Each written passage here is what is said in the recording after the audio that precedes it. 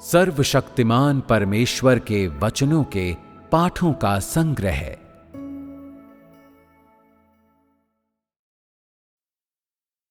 क्या तुम परमेश्वर के सच्चे विश्वासी हो?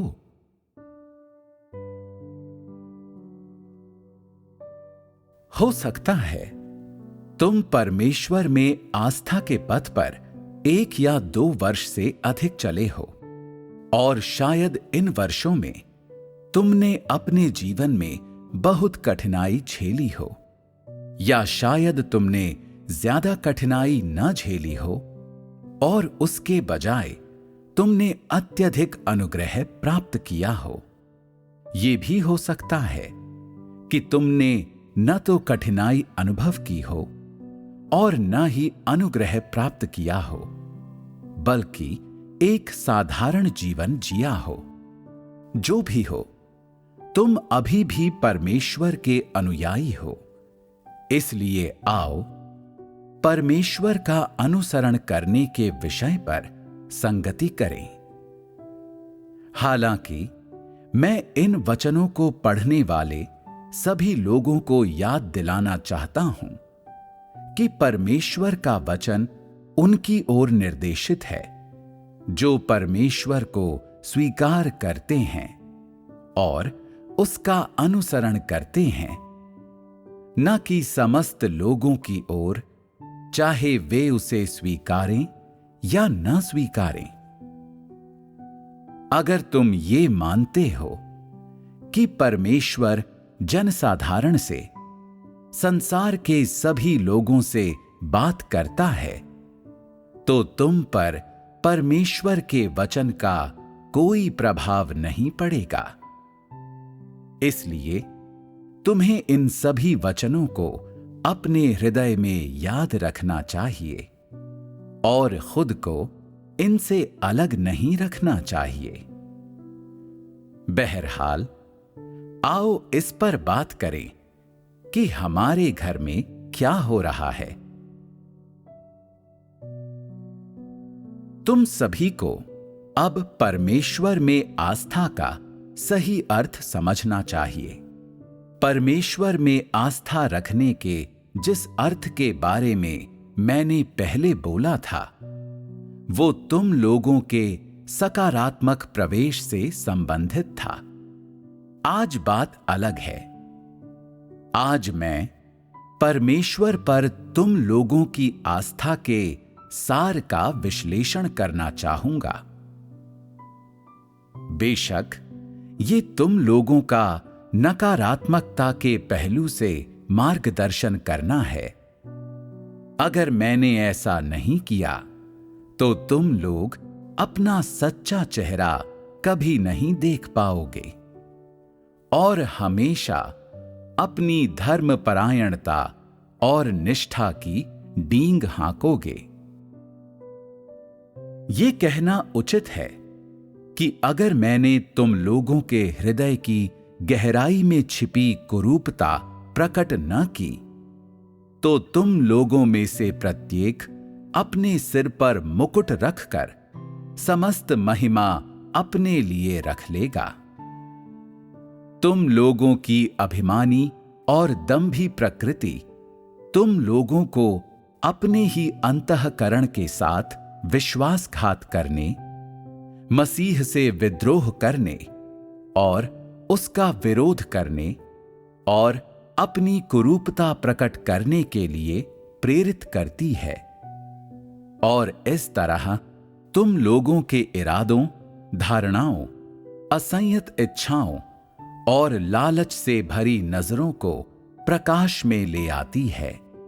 फिर भी तुम लोग मसीह के कार्य के लिए अपने जीवन भर के जोश के बारे में बक बक करते रहते हो और बार बार मसीह द्वारा बहुत पहले कहे गए सत्य दोहराते रहते हो। यही तुम लोगों की आस्था, तुम लोगों की अशुद्धता रहित आस्था है। मैंने पूरे समय मनुष्य के लिए बहुत कठोर मानक रखा है।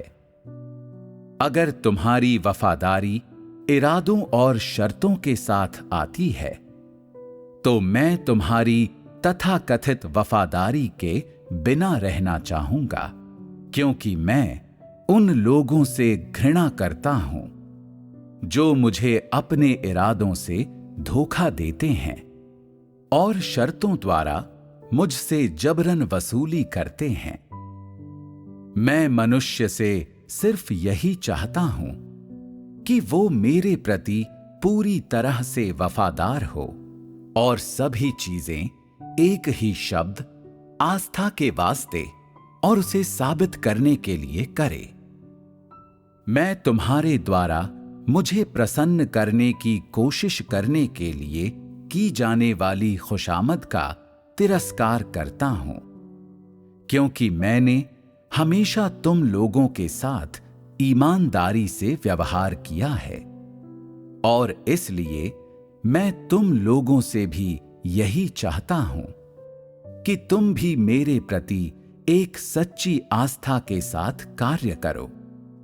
जब आस्था की बात आती है तो कई लोग ये सोच सकते हैं कि वे परमेश्वर का अनुसरण इसलिए करते हैं क्योंकि उनमें आस्था है, अन्यथा वे इस प्रकार की पीड़ा न सहते।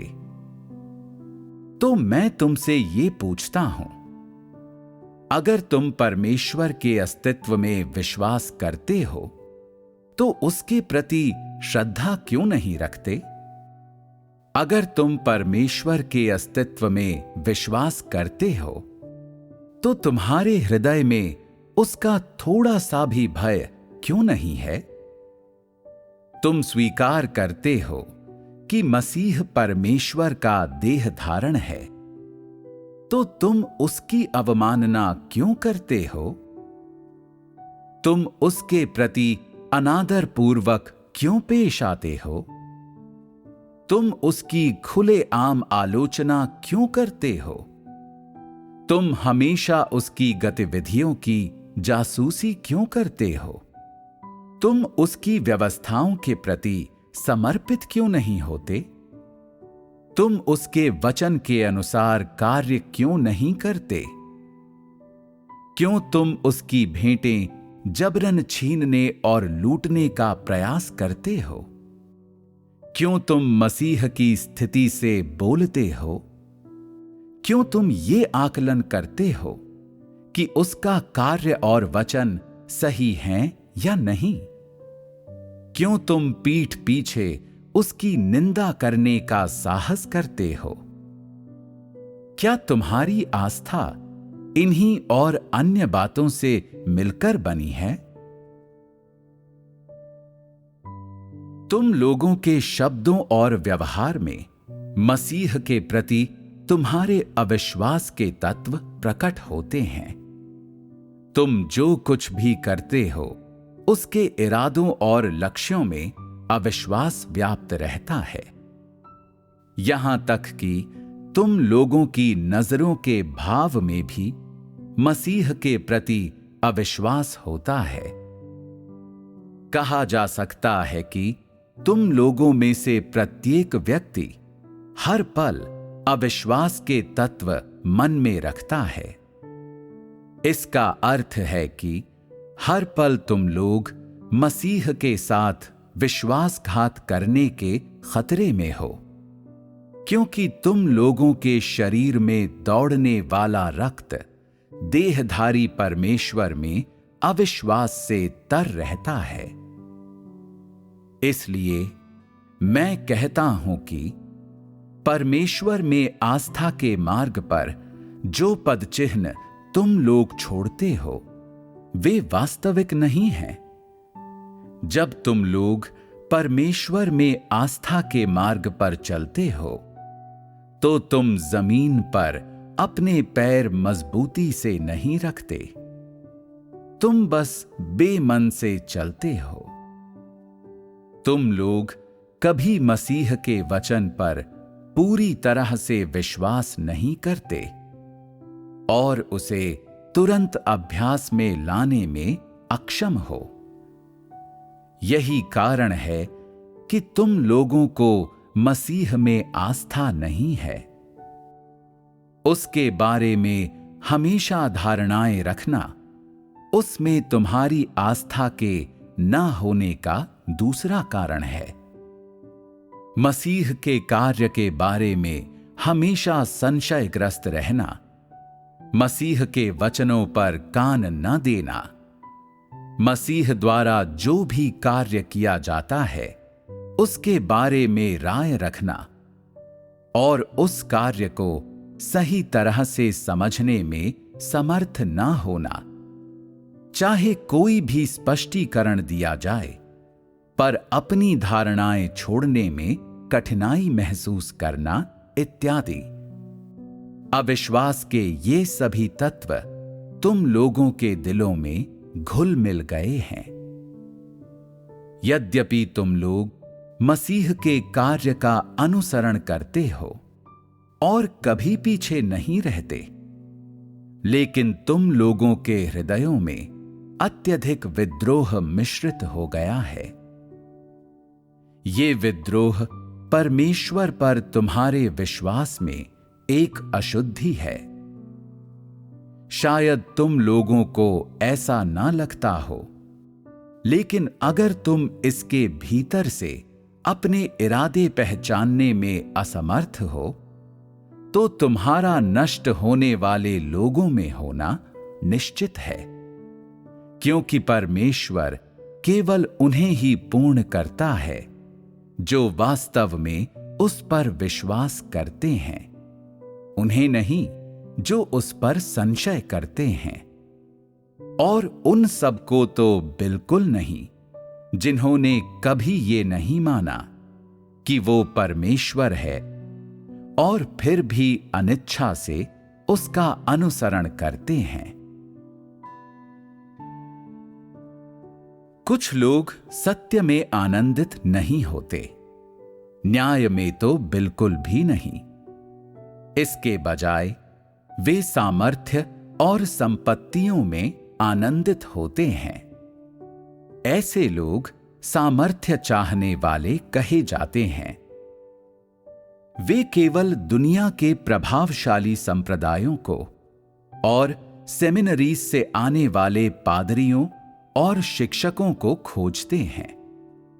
हालांकि उन्होंने सत्य के मार्ग को स्वीकार कर लिया है, फिर भी वे केवल अर्धविश्वासी हैं।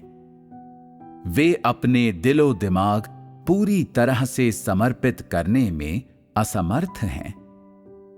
वे मुख से तो परमेश्वर के लिए खुद को खपाने की बात करते हैं, लेकिन उनकी नजरें बड़े पादरियों और शिक्षकों पर केंद्रित रहती हैं और वे मसीह की ओर दूसरी नजर भी नहीं डालते। उनके हृदय प्रसिद्धि, वैभव और महिमा पर ही टिके रहते हैं। वे इसे असंभव समझते हैं कि ऐसा छोटा व्यक्ति इतने लोगों पर विजय प्राप्त कर सकता है, कि इतना साधारण व्यक्ति लोगों को पूर्ण बना सकता है। वे इसे असंभव समझते हैं कि ये धूल और घूरे में पड़े नाचीज लोग परमेश्वर द्वारा चुने गए हैं। वे मानते हैं कि अगर ऐसे लोग परमेश्वर के उद्धार के पात्र होते तो स्वर्ग और पृथ्वी उलट पुलट हो जाते और सभी लोग हंसते हंसते लोटपोट हो जाते।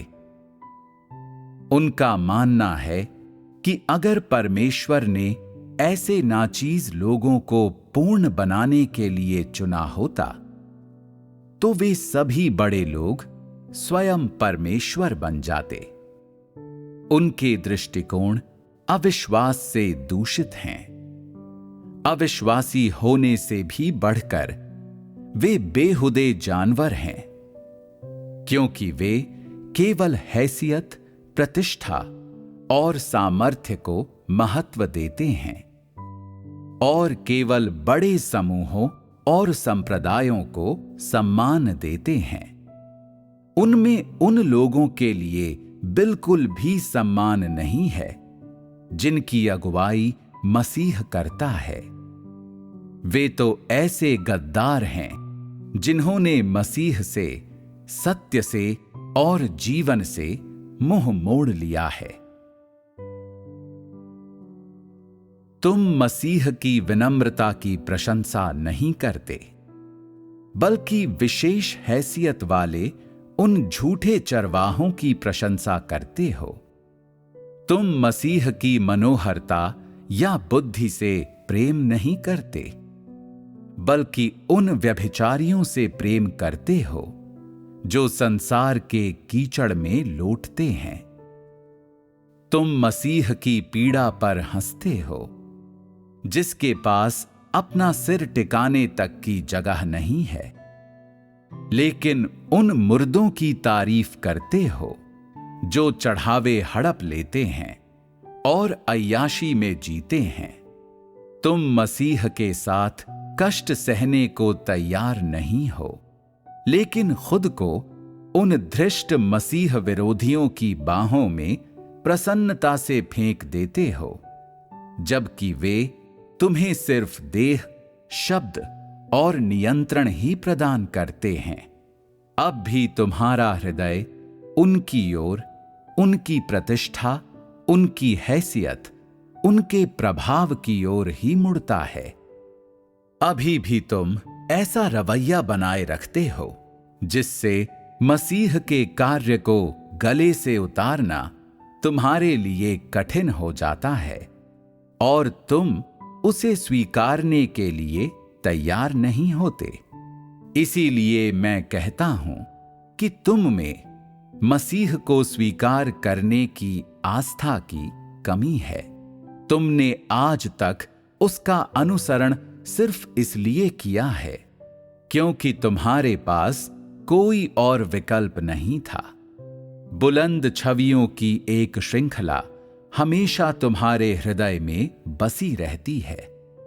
तुम उनके किसी शब्द और कर्म को नहीं भूल सकते, न ही उनके प्रभावशाली शब्दों और हाथों को भूल सकते हो। वे तुम लोगों के हृदय में हमेशा सर्वोच्च और हमेशा नायक रहते हैं, लेकिन आज के मसीह के लिए ऐसा नहीं है। तुम्हारे हृदय में वो हमेशा महत्वहीन और हमेशा श्रद्धा के अयोग्य है, क्योंकि वो बहुत ही साधारण है, उसका बहुत ही कम प्रभाव है और वो ऊंचा तो बिल्कुल भी नहीं है। बहरहाल, मैं कहता हूं कि जो लोग सत्य को महत्व नहीं देते, वे सभी गैर विश्वासी और सत्य के प्रति गद्दार हैं। ऐसे लोगों को कभी भी मसीह का अनुमोदन प्राप्त नहीं होगा। क्या अब तुमने पहचान लिया है कि तुम्हारे भीतर कितना अविश्वास है और तुम में मसीह के प्रति कितना विश्वासघात है? मैं तुमसे ये आग्रह करता हूं, चूंकि तुमने सत्य का मार्ग चुना है, इसलिए तुम्हें खुद को संपूर्ण हृदय से समर्पित करना चाहिए। दुविधाग्रस्त या अनमने न बनो। तुम्हें समझना चाहिए कि परमेश्वर इस संसार का या किसी एक व्यक्ति का नहीं है, बल्कि उन सब का है जो उस पर सचमुच विश्वास करते हैं, जो उसकी आराधना करते हैं और जो उसके प्रति समर्पित और निष्ठावान हैं। आज तुम लोगों के भीतर बहुत अविश्वास है। अपने भीतर ध्यान से देखो और तुम्हें निश्चित रूप से उत्तर मिल जाएगा। जब तुम्हें वास्तविक उत्तर मिल जाएगा, तब तुम स्वीकार कर लोगे कि तुम परमेश्वर के विश्वासी नहीं हो, बल्कि ऐसे व्यक्ति हो जो उसे धोखा देता है, उसकी निंदा करता है और उसके साथ विश्वासघात करता है, और जो उसके प्रति निष्ठाहीन है, तब तुम्हें महसूस होगा कि मसीह कोई व्यक्ति नहीं बल्कि परमेश्वर है। जब वो दिन आएगा तब तुम मसीह के प्रति श्रद्धा रखोगे, उससे डरोगे और उससे वास्तव में प्रेम करोगे। वर्तमान में तुम लोगों का हृदय आस्था से केवल 30% ही भरा है, बाकी 70% संदेह से भरा है। मसीह द्वारा की और कही जाने वाली हर चीज से तुम लोग उसके बारे में धारणाएं या राय बना सकते हो। वे धारणाएं और राय उसमें तुम लोगों के पूर्ण अविश्वास से उत्पन्न होती हैं। तुम लोग केवल स्वर्ग के अनदेखे परमेश्वर की प्रशंसा करते हो और उसका भय मानते हो, और धरती पर जीवित मसीह के लिए तुम्हारे मन में कोई सम्मान नहीं है। क्या ये भी तुम लोगों का अविश्वास नहीं है?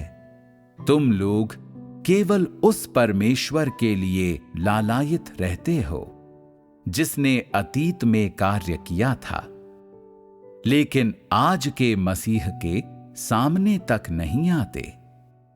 ये सब आस्था है जो हमेशा से तुम लोगों के हृदय में मिश्रित होती है। वो आस्था जो आज के मसीह पर विश्वास नहीं करती। मैं तुम लोगों को किसी भी तरह कम करके नहीं आंकता, क्योंकि तुम लोगों के भीतर अत्यधिक अविश्वास है। तुम लोगों में बहुत ज्यादा अशुद्धियां हैं जिनका विश्लेषण किया जाना चाहिए। ये अशुद्धियां इस बात का संकेत हैं कि तुम लोगों में बिल्कुल भी आस्था नहीं है। ये इस बात का संकेत हैं कि तुम लोगों ने मसीह को त्याग दिया है और वे तुम लोगों पर मसीह के विश्वासघाती होने का ठप्पा लगाती हैं। वे मसीह के बारे में तुम लोगों के ज्ञान को ढकने वाला पर्दा हैं। मसीह द्वारा तुम लोगों को प्राप्त किए जाने में एक बाधा हैं। मसीह के साथ तुम लोगों की अनुरूपता में एक रुकावट हैं, और इस बात का सबूत है कि मसीह तुम लोगों का अनुमोदन नहीं करता। यही समय है जब तुम लोगों को अपने जीवन के सभी हिस्सों की जांच करनी चाहिए। ऐसा करने से तुम लोगों को हर कल्पनीय तरीके से लाभ होगा।